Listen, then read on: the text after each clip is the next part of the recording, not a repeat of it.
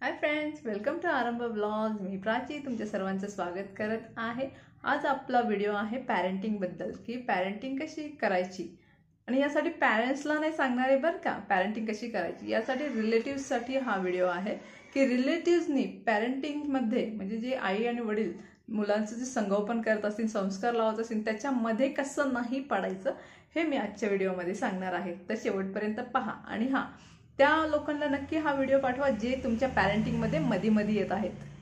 आपण बरेचदा पाहतो की लहान मुलं रडत असतात, कोणत्या तरी गोष्टीसाठी हट्ट करत असतात आणि आई वडीलचं असतं की ही गोष्ट ह्याला द्यायची नाही, थोड्या वेळ रडेल आणि होईल शांत।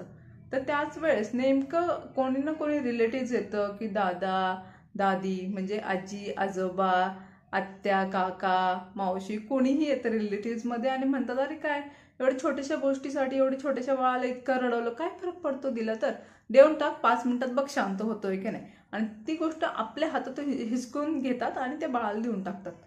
त्या बाळाला तेवढंच सपोर्ट भेटतो की हां आपलं ऐकणार कोणतरी आहे आणि त्याला कळतं पण की नेक्स्ट टाइम जर मला वस्तू कोणती पाहिजे असेल तर फक्त मोठीने ओरडायचं आहे। माझे हे आजी आजोबा जे कोणी नातेवाईक आहेत दुसरे ते ती गोष्ट मला मिळवून देतील। त्यामुळे ते दरवेळेस जर कोणती गोष्ट हवी असेल आणि जी देणं त्यांना शक्य नसेल किंवा ती गोष्ट त्यांच्यासाठी चुकीची असेल तर अशा वेळेस ते जोरात रडतात आणि त्यांचे रिलेटिव्ह येतात आणि त्यांना हवं ते मिळून जातं। तर ही चूक कधीच कोणत्याच पॅरेंट्सनी किंवा रिलेटिव्हजनी करायची नाही। जर पॅरेंट्स एखादी गोष्ट मुलाला देण्यासाठी थांबवत असतील की नाही द्यायची ती एखादी गोष्ट लहान बाळाला, तर ते आजी आजोबांनी किंवा त्याच्यासोबत जे काही रिलेटिव्ह आहेत त्यांनी समजून घेतली पाहिजे की हे दोघं जे डिसिजन घेत आहेत तोच बरोबर डिसिजन, आणि त्यांनी पण तोच डिसिजन त्या बाळाला समजून सांगितला पाहिजे की तुझे आई वडील जे तुला सांगत आहेत ते बरोबर आहे, ते तुझ्यावर खूप प्रेम करतात, त्यामुळे ते तुझं चांगलं वाईट तुला सांगत आहेत, तर तू ती गोष्ट ऐक। जर असं आजी आजोबांनी जर सांगितलं तर त्या लहान जे मुलं आहे ते देखील ऐकतं, पण त्याला सपोर्ट भेटला आजी आजोबांचा की आजी आजोबा आपल्या आई वडिलांना रागून ती गोष्ट आपल्याला मिळवून देत आहेत। तर अशा वेळेस ती मुलं डिसिप्लिनमध्ये कधीच येत नाही। त्यांना माहिती आहे की आपले आईवडील जिथं आपल्या डिसिप्लिन लावायला जातील आपण त्या ठिकाणी आजी आजोबांचा सपोर्ट घ्यायचा आणि वाचायचं।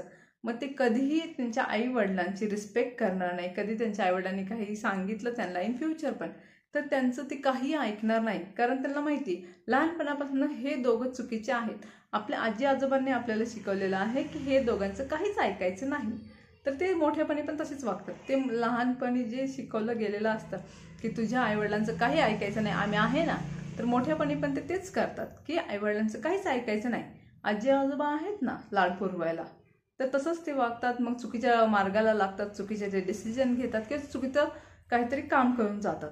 त्यावेळेस मात्र आजी आजोबा हे आणि हेच सगळे नातेवाईक आईवडिलांना बोलतात की हे बघ तुझा मुलगा बिघडलेला आहे, तुझ्या मुलाला चांगले संस्कार नाही आहेत। तर हे संस्कार जेव्हा लावत होते तर त्यावेळेस मध्ये कोण येत होतं, हेच सगळे आजी आजोबांनी नातेवाईक। तर त्यामुळे आईवडील जेव्हा संस्कार लावतात, त्यांना काही शिकवतात, एखादा फटका मारावा लागला तर ठीक आहे, आई वडिलांवर सोडून द्यायचं असतं, ते त्या बाळासाठी जो डिसिजन घेतात तो त्यासाठी बेस्ट डिसिजन असतो। आणि हां, एखाद्या वेळेस आई वडिलांकडनं चुकलं काही पॅरेंटिंग करताना, सगळे आई वडील काही शिकून आलेले नसतात ना पॅरेंटिंग, तर थोड्याफार चुका होतात, नवीन असतात, त्यांच्यासाठी पण बाळ नवीन असतं, तर चुकून द्यायचं। लहान मुलगा पण चालताना पडतोच, पडल्यानंतर त्याला कळतं अच्छा असा अडखळतोय आपण, तर पॅरेंट्सला सुद्धा कळतं जेव्हा ते चुकतात, एखादी चूक झाली तर अच्छा ही चूक आहे, असं केलं तर माझ्या मुलावर असं असं इम्पॅक्ट होत आहे, नेक्स्ट टाइम ते पण इम्प्रूव्ह करतात स्वतःला आणि खूप छान पॅरेंट्स ते देखील बनवू शकतात जसे तुम्ही बनले आहात। तर बऱ्याचदा तुम्हाला माहिती असेल आपले आई वडील आपल्याला खूप मारलेलं आहे, पण आत्ताच्या मुलांना मारून चालत नाही किंवा मारता देखील येत नाही, ते तशी शांतपणे ऐकतात देखील। तर तेच आपल्याला करायचं आहे। आई वडिलांनी जर मारत असतील जरी तर आजी आजोबांनी थांबवायचं नाही की ह्याला मारू नकोस, त्या ठिकाणी जर मारायची गरज आहे तर त्या ठिकाणी त्याला मारावं लागणार आहे। मी म्हणत नाही की मुलांना तुमच्या मारा, पण गरज असेल तर आईवडील जर डिसिजन घेत असतील मुलाला काही गोष्ट शिकवण्याचा तर त्या ठिकाणी आजी आजोबांनी मध्ये येऊ नये। त्यामुळे आई वडील जे शिकवतात त्या गोष्टी न ऐकायचा असा एक संस्कार मुलावर होऊन जातो आणि तो तसाच वागत राहतो। आता साधं एक्झाम्पल घ्या की लहान मुलांना साखर आणि मीठ द्यायचं नसतं 1 वर्षापर्यंत असं डॉक्टर सांगतात। आजकालची जी पिढी आहे ती पाळायचं भरपूर ट्राय करते, 1 वर्ष द्यायचं नाही, पण आजी आजोबा लगेच म्हणतात तुला आम्ही दिलं नव्हतं का? आम्ही नाही का मुलं सांभाळली? आम्ही पण खूप मुलं सांभाळली आहे, हे आत्ताचे चोचलेत. पण तुम्हाला हे माहिती आहे का, हे दिल्याने इन फ्युचर मुलावर काय इम्पॅक्ट होणार आहे? त्यावेळेस तुम्ही आहात नाही आहात, त्याचं हेल्थ कोण सांभाळणार? तर यावेळेस आत्ताच्या सिच्युएशननुसार जे योग्य डिसिजन जे डॉक्टर सांगतात ते फॉलो करावेच लागतात. तुमच्या वेळेची सिच्युएशन आणि परिस्थिती खूप वेगळी होती. तुमच्या वेळेस सगळं शुद्ध खायला मिळत होतं.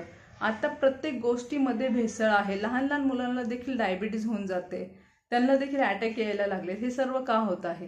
तर चुकीचं खानपान, घरातलं वेगळं स्ट्रेसफुल एन्व्हायरमेंट, यामुळे खूप साऱ्या गोष्टी बदलल्या आहेत. त्यामुळे आत्ता आजी आजोबा जे मोठे आहेत घरचे आहेत, त्यांनाच समजूतदारपणे वागावं लागणार आहे. त्यांनी समजून घ्यायचं की लहान मुलांना आई वडिलांवर सोपून द्यायचं. जसं तुम्ही केली ना पॅरेंटिंग, आता आपल्या मुलांवर सोपून द्यायचं. तुझं बाळ बाबा तू सांभाळ, तू जसं म्हणशील तसंच हा वागणार, मी मध्ये येणार नाही. तुम्ही जास्तीत जास्त काय करा, जेव्हा त्यांना गरज असेल तुम्ही घ्या, खेळा, सगळं करा.